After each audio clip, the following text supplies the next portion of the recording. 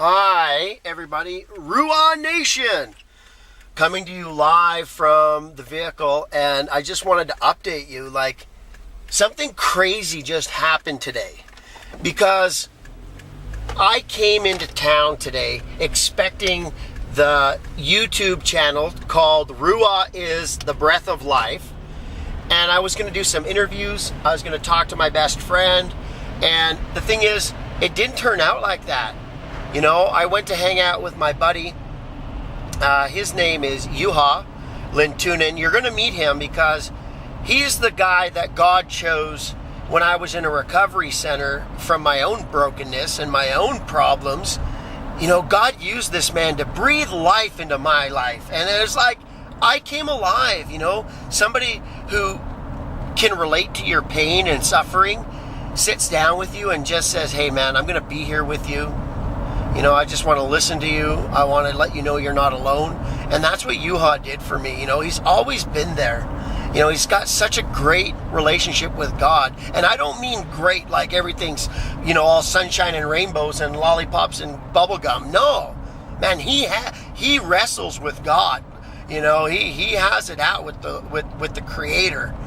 And so we hung out today, and, you know, he shared some of the smiles and cries of his life story. And it just seemed like, you know, today wasn't the day to do any filming of an interview. So you know what happened? After we hung out for a bit and got caught up on each other's life and what was going on and how the YouTube channel for RUAH, Breath of Life, is taken off, you know, all about this idea that we live in a broken world, and yet in the middle of all the garbage and chaos and filth, that there's still hope, you know? And we decided to go for a cup of coffee. One of my favorite things to do. You could tell I had a lot of coffee, right? Anyways, we go to this famous little Canadian coffee shop, and we're sitting there talking. And because I'm getting excited about what God is doing through YouTube, and not only that, but I don't care if you believe in God or not. It doesn't matter. You know, it doesn't matter your culture, your race, your skin color, your job. I don't care if you're homeless or you're a lawyer or a doctor. We all need to believe in something. We all need faith. We all need hope. Because if there's no hope, man, people die. There's too many zombies walking around that just gave up a long time ago. And their stories are valid, you know? And I hate it when I used to point the finger. You know, I'd say, oh, look at that guy. Why doesn't he get a job? Why doesn't she get a job? And the thing is, I became that person that I used to point the finger at. And I don't want to be that anymore. There's valid reasons why people are the way they are. And most of the time, all the time, it's because somewhere along their life, they got hurt. You know, they got betrayed. They got spit on. They got left out to dry. Nobody there, all alone. And I'm here to tell the world that RUAH is about breathing life into the hopeless. It's about reminding people of who they are. They're created in the image of God. I don't care if you know that yet or believe that yet, you're going to see it. And that gives everybody a sense of dignity.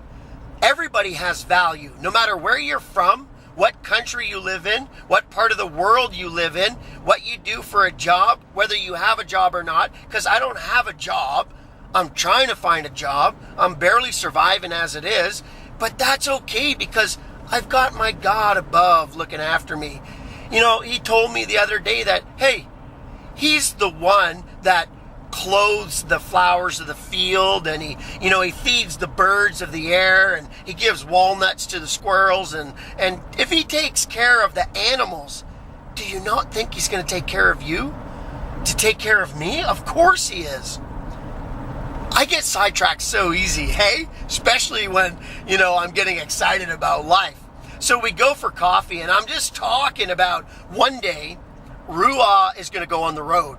We're going to have a film crew, and we're going to travel the country of Canada. You wait till the sponsorship comes in and the money comes in, because we're going to go out there preaching a message of hope. How?